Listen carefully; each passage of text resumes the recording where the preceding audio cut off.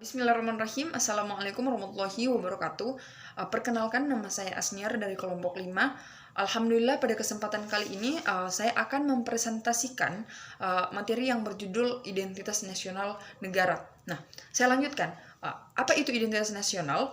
Identitas nasional itu merupakan manifestasi nilai-nilai budaya yang tumbuh dan berkembang dalam berbagai aspek dengan suatu ciri khas yang menjadikannya berbeda dengan bangsa lain.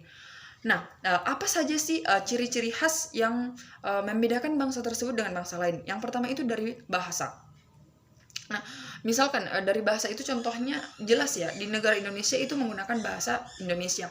Jika di negara Inggris sana menggunakan bahasa Inggris. Nah, itu salah satu identitas nasional. Kemudian dari kebudayaan. Dari kebudayaan contohnya di negara Indonesia itu pada umumnya masyarakat mengkonsumsi makanan pokok nasi ya. Jika di negara Amerika Serikat sana lebih kepada roti atau kentang sebagai makanan pokok mereka. Nah, kemudian agama, kemudian suku atau bangsa. Nah, selanjutnya ada ya faktor-faktor yang melatar belakangi terbentuknya identitas nasional. Nah, yang pertama itu faktor objektif. Faktor objektif ini meliputi faktor geografis dan demografis. Kondisi geografis yang membentuk Indonesia sebagai negara kepulauan yang memiliki iklim tropis. Yang kedua, faktor subjektif. Faktor subjektif ini meliputi faktor sosial, faktor politik, kebudayaan, dan juga sejarah yang dimiliki bangsa Indonesia. Nah, faktor-faktor ini pula sangat mempengaruhi proses terbentuknya masyarakat Indonesia dan juga identitas bangsa Indonesia. Yang ketiga, faktor primer. Faktor primer ini meliputi etnis, teritorial, bahasa, dan juga agama. Yang keempat, faktor pendorong. Faktor ini meliputi komunikasi dan teknologi seperti lahirnya angkatan bersenjata dalam kehidupan negara. Dalam hubungan ini pula, ilmu pengetahuan teknologi dalam suatu bangsa merupakan identitas nasional yang dinamis. Yang kelima, faktor penarik. Nah, faktor penarik ini meliputi bahasa birokrasi yang tumbuh dan bersistem pendidikan. Yang keenam atau yang terakhir, faktor reaktif. Faktor reaktif ini meliputi dinamis, pencarian identitas, dan juga penindasan. Seperti yang sudah kita ketahui bahwa bangsa Indonesia pernah dijajah beratus-ratus tahun yang lalu oleh bangsa asing. Beratus-ratus tahun dijajah oleh bangsa asing. Nah, hal ini pula yang mewujudkan memori bagi rakyat Indonesia akan perjuangan, penderitaan, dan semangat yang hadir dalam masyarakat untuk memperjuangkan kemerdekaan.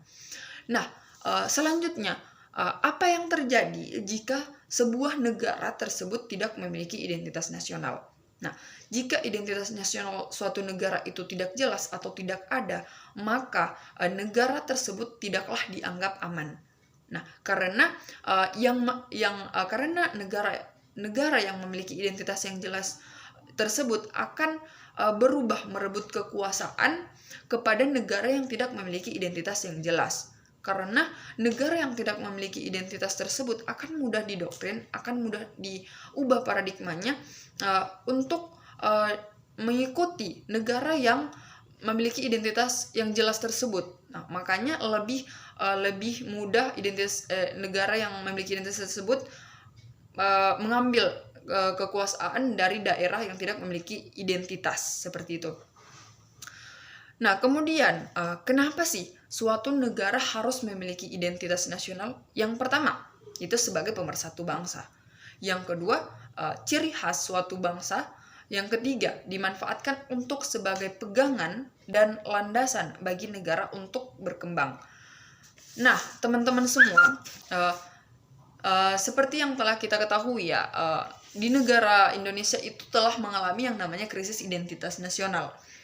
Nah, mengapa? Karena identitas nasional di Indonesia itu telah mengalami kemerosotan nilai-nilainya akibat pengaruh dari negara asing, akibat dari globalisasi dengan pengaruh budaya-budaya luar yang masuk ke Indonesia. Nah, seperti apa sih krisis identitas nasional tersebut? Nah, krisis identitas nasional itu contohnya, yaitu kian menurunnya wawasan kebangsaan generasi muda. Nah, terbukti dengan masih banyaknya pertikaian atau antar kampung, kemudian tawuran. Nah, itu salah satu contoh dari krisis identitas nasional. Nah, kemudian umumnya krisis identitas itu terjadi karena adanya perubahan atau tekanan besar dalam hidup seseorang. Nah, remaja jadi krisis identitas nasional ini juga terjadi pada remaja ya. Jadi remaja mengalami krisis identitas nasional itu karena memiliki masalah dengan kemampuannya sendiri, mengendalikan emosinya sendiri, kemudian bermasalah juga menempatkan diri dengan teman sebayanya, bermasalah dengan penampilan dirinya, tidak mendapatkan figur yang tepat untuk mencapai identitas yang baik. Nah, itu yang menyebabkan nilai-nilai identitas nasional itu mulai luntur, mulai merosot dalam kehidupan remaja. Nah, kemudian apakah identitas negara tersebut bisa hilang? Ya, tentu bisa hilang. Jadi nilai-nilai bangsa itu akan hilang jika generasi tersebut tidak lagi mempelajari budaya bangsanya sendiri. Karena mereka beranggapan bahwa untuk mempelajari budaya-budaya di Indonesia ini atau budaya-budayanya sendiri itu sudah dianggap kuno atau ketinggalan zaman akibat masuknya era globalisasi di Indonesia. Nah, sepertinya hanya itu yang dapat saya sampaikan. Terima kasih atas perhatiannya. Saya ucapkan wabillahi taufiq wal hidayah. Wassalamualaikum warahmatullahi wabarakatuh. Ya, assalamualaikum warahmatullahi wabarakatuh. Bagaimana kabar sekalian anak-anak? Baik.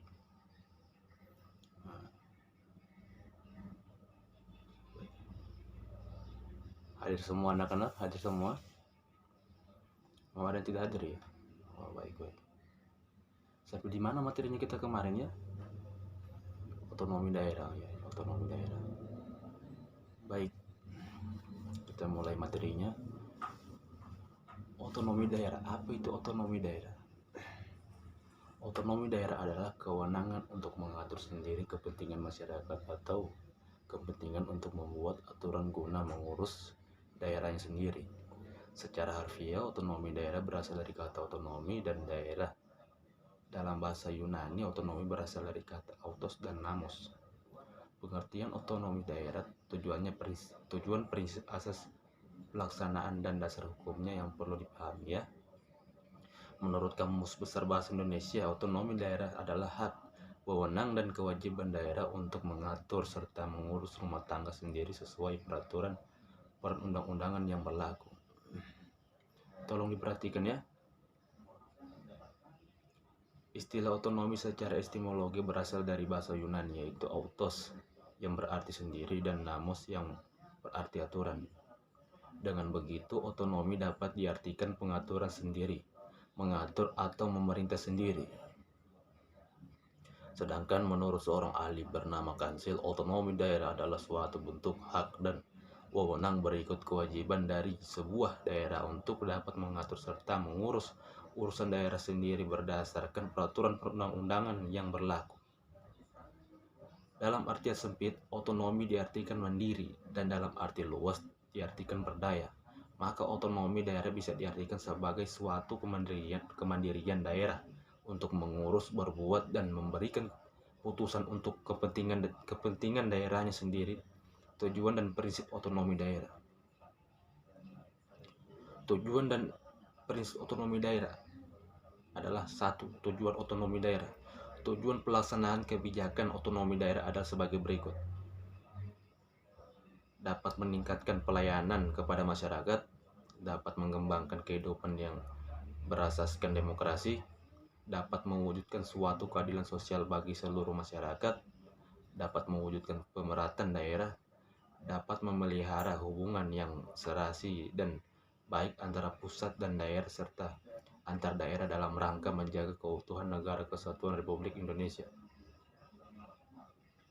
Dapat mendorong upaya pemberdayaan masyarakat, dapat menumbuhkan praksara sekaligus kreativitas, meningkatkan peran masyarakat serta mengembangkan peran dan fungsi dari pihak Dewan Perwakilan Rakyat Daerah (DPRD). Kedua, prinsip otonomi daerah selanjutnya terdapat 3 prinsip dalam penyelenggaraan otonomi daerah, yakni prinsip otonomi daerah yaitu poin-poinnya adalah prinsip otonomi seluas-luasnya. Berdasarkan prinsip ini, suatu daerah akan diberikan kewenangan untuk mengatur dan mengurus urusan rumah tangga sendiri berikut pemerintahnya, kecuali jika terdapat wewenang yang menurut peraturan perundang-undangan memang menjadi kewenangan dari pemerintah pusat. Prinsip otonomi nyata. Berdasarkan prinsip ini, suatu daerah diberi kewenangan untuk menangani urusan pemerintahan yang didasarkan atas tugas, wewenang, dan kewajiban yang secara nyata sudah ada serta mempunyai potensi untuk dapat terus tumbuh, berkembang, sekaligus hidup sesuai potensi suatu daerah tertentu. Prinsip otonomi yang bertanggung jawab. Prinsip ini bermakna dalam suatu sistem penyelenggaraan pemerintahan harus pula disesuaikan dan diperhatikan tentang adanya tujuan dan maksud dari pemberian otonomi. Tujuan yang ingin dicapai menurut prinsip ini adalah mampu memberdayakan masing-masing daerahnya dalam rangka meningkatkan kesejahteraan di masyarakat luas. 3. Asas otonomi daerah. Asas-asas untuk menyelenggarakan otonomi daerah pada dasarnya ada 3, yaitu asas desentralisasi. Asas ini bermakna adanya penyerahan wewenang dari pemerintah pusat kepada daerah-daerah otonomi berdasarkan struktur negara kesatuan Republik Indonesia. Asas dekonsentrasi. Asas ini bermakna adanya pelimpahan wewenang dari pemerintah pusat kepada gubernur sebagai presentasinya di tingkat daerah. Asas tugas pembantuan. Asas ini bermakna bahwa terdapat sebuah penguasaan yang dilakukan oleh pemerintah pusat kepada suatu daerah otonomi. Pelaksanaan otonomi daerah di Indonesia saat ini telah terselenggara dengan cukup baik. Pada beberapa daerah otonomi daerah dapat menjadikan rakyat semakin sejahtera. Daerah otonomi semakin berkembang serta memunculkan ciri khas tersendiri di setiap daerah. Mengapa otonomi daerah sangat penting bagi setiap daerah? Mengapa coba? Adapun pengertian otonomi daerah penting untuk diketahui agar masyarakat tahu bahwa setiap daerah mempunyai hak, kewenangan, dan kewajiban untuk mengatur serta mengurus sendiri urusan pemerintahan sesuai undang-undang yang berlaku. Sementara itu, yang dimaksudkan dengan daerah otonom merupakan kesatuan masyarakat hukum yang mempunyai batas daerah tertentu yang berwenang mengatur dan mengurus kepentingan masyarakat setempat menurut praksara sendiri berdasarkan aspirasi masyarakat dalam Ikatan Negara Kesatuan Republik Indonesia. Contoh daerah otonom menentuan upah minimum regional UMR. Salah satu contoh daerah otonom adalah menentukan UMR sesuai dengan kebutuhan dan kondisi di wilayah tersebut. Penggunaan APBD, pembelakuan distribusi daerah. Baik, mungkin hanya itu saja anak-anak materi dari saya. Mungkin materinya kita lanjutkan di minggu depan lagi anak-anak ya. Ya, mungkin link absennya akan saya share di grup karena takutnya nanti ada teman-teman kalian yang mungkin nggak bagus jaringannya begitu, mungkin dia keluar. Jadi kalau Bapak share di sini mungkin teman-teman yang keluar itu mungkin dapat mengakses linknya itu ya. Baik, kita akhir sampai sini dan jangan lupa tugasnya minggu depan ya rekan-rekan ya. Baik, Bapak akhiri. Assalamualaikum warahmatullahi wabarakatuh. Oke, bismillahirrahmanirrahim. Assalamualaikum warahmatullahi wabarakatuh. Nama saya Afira, NIM 2110200081. Baiklah, dalam video ini saya akan menjelaskan pengertian dari konstitusi. Konstitusi adalah dokumen yang memuat aturan-aturan hukum dan ketentuan-ketentuan hukum yang pokok-pokok atau dasar-dasar yang sifatnya baik tertulis maupun tidak tertulis, yang menggambarkan tentang sistem ketatanegaraan suatu negara. Kemudian, adapun 5 fungsi dalam konstitusi ini, yaitu berfungsi sebagai sumber hukum tertinggi, alat yang membatasi kekuasaan, identitas dan lambang nasional. Dan yang terakhir, berfungsi sebagai pelindung hak asasi manusia dan kebebasan warga suatu negara. Konstitusi juga pada prinsipnya bertujuan untuk membatasi tindakan pemerintah untuk menjamin hak-hak yang diperintah, serta merumuskan pelaksanaan kekuasaan yang berdaulat. Kemudian, konstitusi juga terbagi menjadi 2 macam, yaitu konstitusi tertulis dan yang tidak tertulis. Konstitusi tertulis ialah aturan-aturan pokok dasar negara, bangunan negara, dan tata negara yang mengatur peri kehidupan suatu bangsa di dalam sistem hukum negara. Kemudian, konstitusi tertulis ini juga memuat hal-hal yang bersifat mendasar atau fundamental bagi suatu negara. Oleh karena itu, konstitusi tertulis lebih tegas jika dibandingkan dengan konstitusi tidak tertulis atau konvensi. Kemudian, adapun konstitusi yang tidak tertulis atau konvensi non-documentary constitution adalah berupa norma budaya ketatanegaraan yang sering timbul. Adapun 10 konstitusi yang pernah diberlakukan dalam sejarah negara Republik Indonesia pasca kemerdekaan, yaitu Undang-Undang 1945, 18 Agustus 1945 sampai 27 Desember 1949. Kemudian Undang-Undang Dasar RIS 27 Desember 1949 sampai 17 Agustus 1950. Kemudian Undang-Undang 1950 17 Agustus 1950 sampai 5 Juli 1959. Kemudian Undang-Undang 1945 masa sistem pemerintahan Orde Lama 5 Juli 1959 sampai 1965. Baiklah, mungkin hanya ini yang bisa saya sampaikan mengenai konstitusi. Mungkin cuman sampai sini pemahaman saya. Wabillahi taufiq wal hidayah. Assalamualaikum warahmatullahi wabarakatuh. Assalamualaikum warahmatullahi wabarakatuh. Saya akan membawakan materi tentang demokrasi. Demokrasi adalah bentuk pemerintahan di mana semua warga negara yang memiliki hak yang sama. Pengambilan keputusan dapat mengubah hidup mereka. Bentuk-bentuk demokrasi. Demokrasi langsung. Demokrasi langsung merupakan suatu bentuk demokrasi di mana setiap rakyat memberikan suara atau pendapat dalam menentukan suatu keputusan. Demokrasi perwakilan sunting. Dalam demokrasi perwakilan, seluruh rakyat memilih perwakilan melalui pemilihan umum untuk menyampaikan pendapat dan mengambil keputusan bagi mereka. Jenis demokrasi berdasarkan prioritas sunting. Jenis-jenis demokrasi berdasarkan yang dijadikan prioritas atau titik perhatian. Demokrasi material, demokrasi formal, demokrasi campuran. Prinsip-prinsip demokrasi dapat ditinjau dari pendapat Al-Madudi yang kemudian dikenal dengan Soko Guru Demokrasi. Menurutnya, prinsip-prinsip demokrasi adalah kedaulatan rakyat, pemerintahan berdasarkan persetujuan dari yang diperintah, kekuasaan mayoritas, hak-hak minoritas, jaminan hak asasi manusia, pemilihan yang bebas, adil dan jujur, persamaan di depan hukum, proses hukum yang wajar,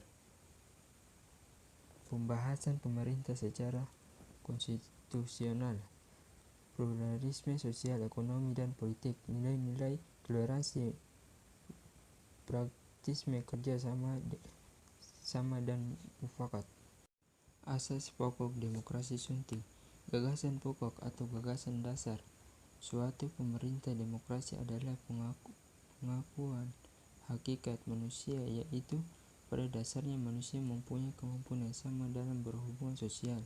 Berdasarkan gagasan dasar tersebut, terdapat dua asas pokok demokrasi, yaitu pengakuan partisipasi rakyat dalam pemerintahan, misalnya pemilihan wakil-wakil rakyat untuk lembaga perwakilan rakyat secara langsung, umum, bebas dan rahasia, serta jujur dan adil, dan pengakuan hakikat dan martabat manusia, misalnya adanya tindakan pemerintahan untuk melindungi hak-hak asasi manusia demi kepentingan bersama.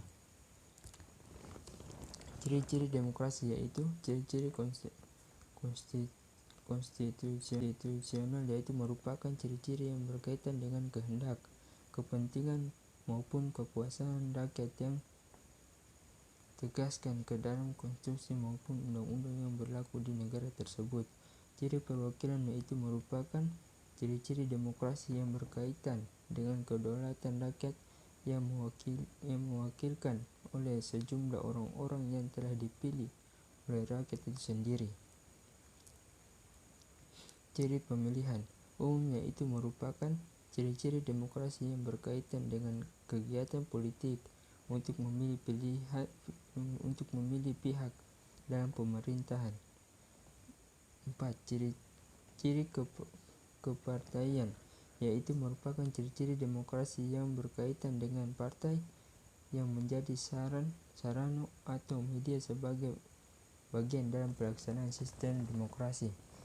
Ciri kekuasaan yaitu merupakan ciri-ciri demokrasi yang berkaitan dengan adanya pembagian kekuasaan dan pemisahan kekuasaan. Ciri tanggung jawab yaitu merupakan ciri demokrasi berkaitan dengan tanggung jawab dan pihak yang telah terpilih. Uraian demokrasi dilihat dari penyalur kehendak rakyat. Macam-macam demokrasi dilihat dari fokus dan perhatian. Macam-macam demokrasi dilihat dari prinsip. Itu bisa sampaikan. Wassalamualaikum warahmatullahi wabarakatuh.